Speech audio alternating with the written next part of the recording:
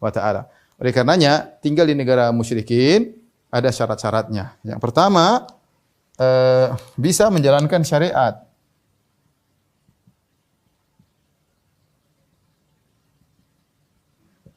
Yaitu bisa sholat, dia bisa pakai jilbab kalau perempuan, dia bisa Jumatan kalau laki-laki, dia bisa sholat Id, dia bisa bayar zakat.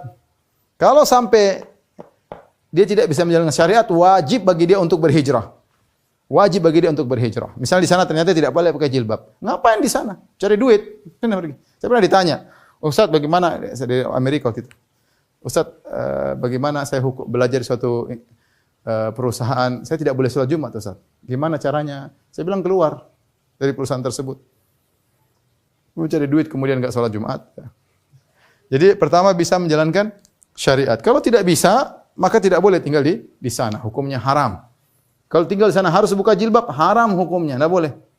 Ya, kecuali mungkin bisa sekolah online sehingga tetap bisa pakai jilbab, tidak nampak auratnya. Intinya harus bisa menjalankan syariat. Kalau enggak bisa menjalankan syariat, dosa hukumnya dosa besar, tinggal di negara kafir. Ya, fima kuntum kunna mustata'afina fil ard, kami dahulu susah di Mekah. Qalu alam takun ardullahi wasi'ah fatuhajiru fiha, bukankah bumi Allah, kenapa kau tidak berhijrah? Sembahlah Allah, banyak bumi bisa kau sembah. Para sahabat dahulu tidak bisa ibadah kepada Allah di Mekah, diintimidasi, dibunuh oleh orang musyrikin. Mereka berhijrah ke negeri Habasyah.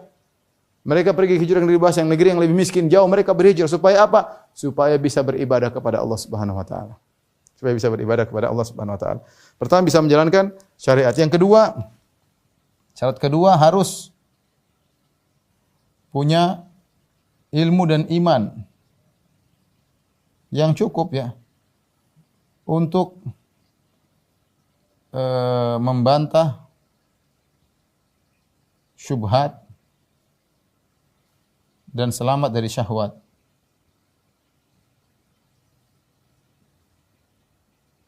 Ya, karena kita tinggal di negara kafir, semuanya terbuka.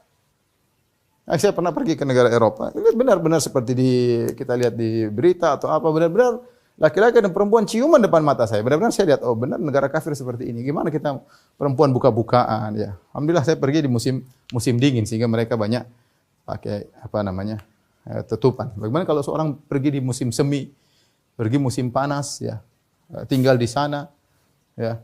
Saya pernah jalan sama keluarga, kata dia, Firanda nih, ini pantai ini biasanya banyak ikan asin di sini. Ikan asin maksudnya orang-orang berbikini, berjemuran di situ.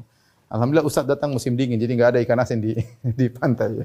Jadi mau saya mengerikan kalau orang tidak punya kuat iman dan tidak punya ilmu, dia bisa jadi liberal. Banyak orang-orang pergi ke sana jadi liberal, banyak sekali. Sampai sana kemudian liberal punya pemikiran, oh semua agama ternyata benar. Oh mereka juga baik-baik kok, akhirnya semua agama benar. Ya liberal, nggak punya kekuatan iman yang benar. Ya, akhirnya mulailah berubah. Tadinya jilbab wajib nggak jadi wajib. Seperti itu akhirnya.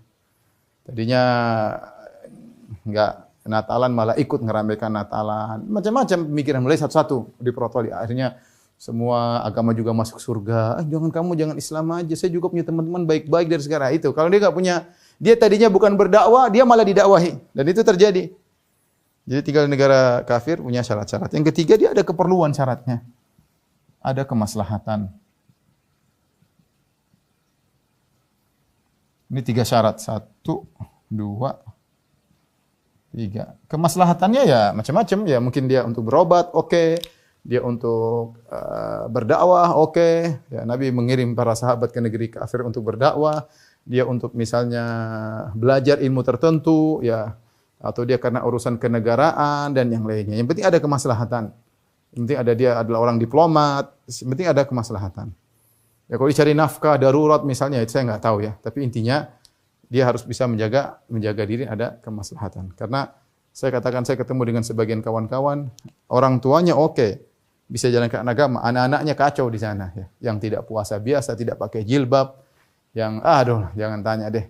Kasihan ya, bagaimana tanggung jawab dia sebagai orang tua di akhirat kelak. Jangan sampai kita hanya memikirkan dunia untuk mencari nafkah di negeri kafir, akhirnya anak-anak kita jadi korban. Nah, kalau kita benar-benar tinggal sana, harus punya sumbangsi dalam dakwah, anak-anak harus dijaga, karena kita hidup di suatu tempat yang sangat tidak kondusif untuk menjaga keimanan anak-anak ya. Adapun kalau dia tidak bisa menjalankan syariat, maka wajib dia untuk berhijrah. Kalau tidak berhijrah, maka dia meninggal dalam kondisi dosa besar karena meninggalkan ibadah kepada Allah Subhanahu wa taala.